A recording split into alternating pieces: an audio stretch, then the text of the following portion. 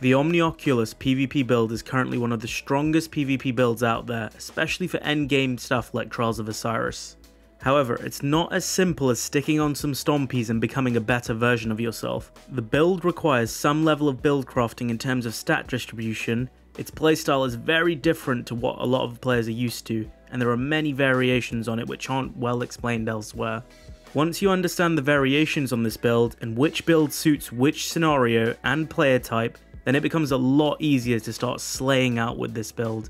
There's a high resilience version, a low resilience version, a build more suited for shotgunners, and a build more suited for long range players. Today I'm going to cover all of those builds and explain the playstyle a little bit more so you can choose which exact build suits you and you can start dominating with this exotic in PvP. Let's get into it. So if you didn't know, the Omnioculus provides several benefits. Most importantly, it gives a whopping 25% damage resist, which is going to help you win key engagements. Often if you don't get the first bullet off, you're going to be invisible, so you'll have the damage resist. So the 25% damage resist is going to turn a 3-tap from 140 hand cannon to a 4-tap, so you can win 1v1 engagements even when you don't get the first shot off. The damage resist becomes even crazier with the high resilience builds, which I'm going to talk about a bit later, which allows you to reach certain thresholds, which lets you do crazy things like tank a chaperone shot. The exotic also provides a second smoke bomb charge, and when you make others invisible with it, then you gain your smoke bomb energy back, and they also gain damage resist. With each extra person you make invisible, you gain 50% of your smoke energy back, so if you make 2 others invisible with your quick fall, you'll get your smoke back completely. So let's cover the high and low resilience builds first and which game modes they are better suited to.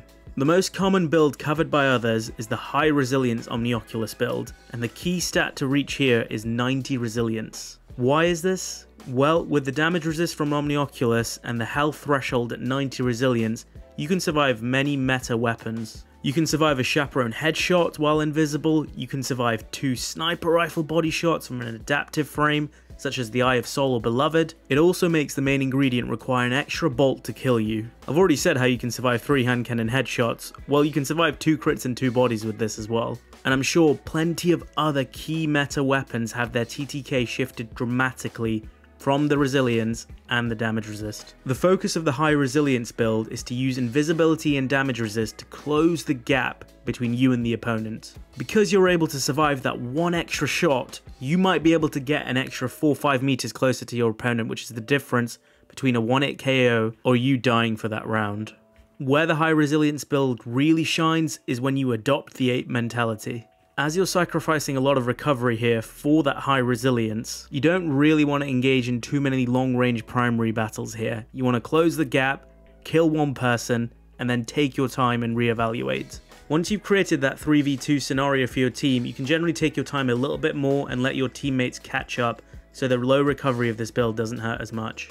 That's why I think this build is better suited for 3v3 game modes like Trials of Osiris rather than something like 6v6, because you can't afford really to be in action at all times because of the low recovery. In terms of the Void 3.0 build, you want Vanishing Step and Trapper's Ambush, so you have 2 ways of going invisible.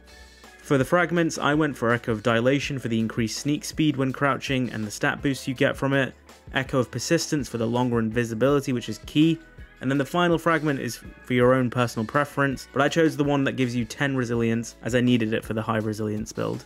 Super wise, I end up using Mobius Quiver in most scenarios just because the cooldown for Spectral is too long in Trials of Osiris. If you have an average game, sometimes you don't even get a Spectral Super in a 4-4 match. So in terms of stat priority for this high resilience build, 90 resilience like I said, and then 100 mobility are both essential to this build. You want to be able to go invisible as quickly as possible with Vanishing Step dodge, and I recommend Marksman's Dodge in terms of the build as that has the shorter cooldown. Then you want 100 strength so that your smoke bomb cooldown is minimized. Not a lot of you out there are going to be able to achieve that with the armor that you have. 90 resilience, 100 mobility, and 100 strength. So don't worry, just try and get your strength as high as possible. Then remember to take advantage of Omnioculus's perk. At the start of each round, use Quick Fall to make your teammates go invis and gain 50% of your smoke back for each person you make invisible. If you use your Quick Fall tactically, next to your teammates and dodge for all other scenarios, even with lower strength, you'll be able to go invis at nearly all times. Finally, dump the rest of your stats into recovery, intellect, and discipline in that order.